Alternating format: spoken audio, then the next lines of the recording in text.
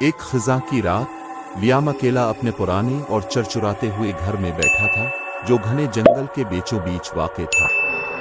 باہر ہوا زوروں سے چل رہی تھی اور کھڑکیاں لرز رہی تھیں، جبکہ اونچے درخت خوفناک دعاہے کی طرح جھوم رہے تھے۔ لیام نے حال ہی میں یہاں سکون کی تلاش میں شہر کی مصروف زندگی چھوڑ کر سکون چاہا تھا، لیکن آج رات اس گھر میں سکون کے بجائے خوف چھایا ہوا تھا۔ آگ کی لپٹیں چمنی میں ٹمٹما رہی تھیں جب لیام نے ایک آواز سنی، سرگوشیاں۔ پہلے تو وہ اتنی ہلکی تھی کہ اسے لگا کہ شاید یہ ہوا کا شور ہے، مگر جب یہ آوازیں صاف ہونے لگیں تو لیام کا دل دہل گیا۔ اس نے ٹی وی بند کر دیا اور غور سے سننے لگا۔ قریب آؤ، سرگوشیاں مدھم اور سرسراتی ہوئی سنائی دے۔ لیام کا دل زور زور سے دھڑکنے لگا۔ وہ کانپتے ہوئے کھڑا ہوا، اس کے جسم کے رونگٹے کھڑے ہو گئے۔ کون ہے؟ وہ کانپتی ہوئی آواز میں بولا۔ پھر خاموشی چھا گئی، لیکن یہ وہ خاموشی تھی جو آپ کو چاروں طرف سے گھیر لیتی ہے، جیسے کہ خود دیواریں سن رہی ہوں۔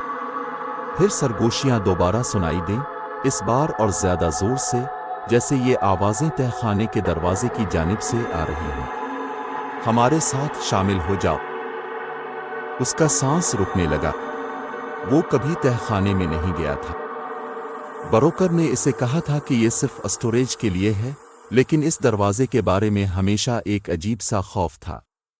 اب جب سائے دیواروں پر ناچ رہے تھے، وہ دروازہ اور بھی خطرناک لگ رہا تھا۔ خوف کے باوجود لیام نے تہ خانے کی طرف قدم بڑھایا۔ پرانے لکڑی کے تختے اس کے قدموں کے نیچے چرچرانے لگے۔ سرگوشیاں اور زیادہ تیز ہو گئیں۔ قریب آؤ، قریب آؤ۔ اس کا ہاتھ سرد پیتل کے ہینڈل کی طرف بڑھا اور وہ آہستہ سے اسے موڑنے لگا۔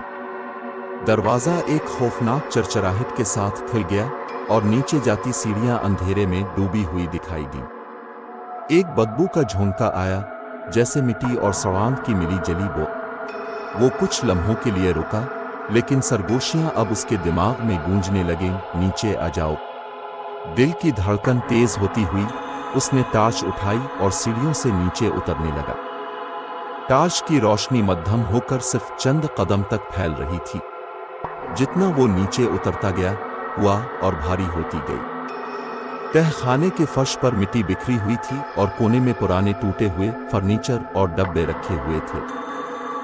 اور پھر اس نے انہیں دیکھا، سائے، ایسے سائے جو غیر معمولی طور پر دیواروں پر حرکت کر رہے تھے، حالانکہ وہاں کوئی چیز نہیں تھی جو ان سائے کو پیدا کر سکے۔ وہ سائے مڑنے لگے، ان کی لمبی، پتلی انگلیاں لیام کی طرف بڑھنے لگیں۔ اچانک اس کی ٹارچ بجھ گئی۔ مکمل اندھیرے میں سرگوشیاں اب سرسراتی ہوئی غصے میں بدل گئیں۔ اب تم واپس نہیں جا سکتے، وہ سرگوشی کرنے لگیں۔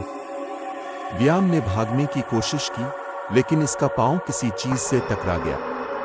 وہ زور سے زمین پر گرا، اس کا سانس تیز ہو گیا۔ جب وہ اٹھنے کی کوشش کر رہا تھا، اس کا ہاتھ کسی نرم چیز پر لگا، کچھ اتنا نرم کہ وہ کانپ اٹھا۔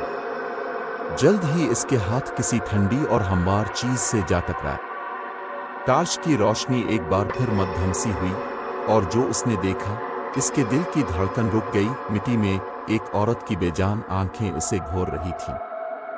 اس کا چہرہ خوف میں مڑا ہوا تھا۔ اس کے ارد گرد اور لاشیں بکھری ہوئی تھیں، کچھ ہڈیاں، کچھ تازہ لاشیں۔ اور سائے؟ وہ حقیقت میں سائے نہیں تھے، وہ شکلیں تھیں جو بمشکل روشنی میں نظر آ رہی تھیں اور ہوا میں تیر رہی تھیں۔ تمہیں یہاں نہیں آنا چاہیے تھا، سرگوشیاں اب طنزیہ انداز میں کہہ رہی تھیں۔ لیام گھبرا کر اٹھا اور سیڑھیوں کی طرف بھاگنے لگا، مگر وہ سائے اسے پکڑ چکے تھے۔ ٹھنڈے ہاتھوں نے اس کی ٹانگیں اور بازو جکڑ لیے۔ وہ چیخا، تڑپا، مگر وہ اسے لاشوں کی طرف گھسیٹنے لگے۔ آخری چیز جو اس نے سنی وہ اپنی ہی آواز تھی جو سرگوشیوں میں شامل ہو گئی تھی۔ اور پھر سب کچھ خاموش ہو گیا۔